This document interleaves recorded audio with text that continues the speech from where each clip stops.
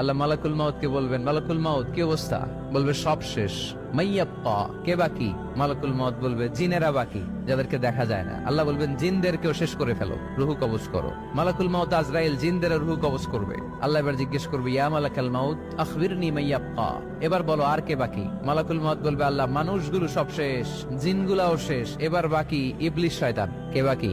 ইবলিসরেও শেষ করো, ইবলিসও শেষ। আল্লাহ আবার জিজ্ঞেস করবেন, ইয়া মালাকাল মাউতি মাইয়াব্বা, আর কে বেঁচে আছে বলো?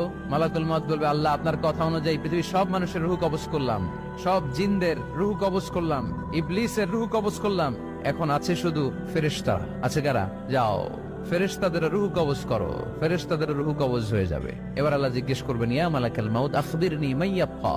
মালাকুল মাউত বলবে, আল্লাহ আপনার কথা মতো ধরে ধরে সব শেষ, ফেরেশতাও শেষ, 4 জন ছাড়া। কয়জন ছাড়া? জোরে বলেন, কয়জন ছাড়া? ইসরাফিল, জিব্রাইল, মিকাইল,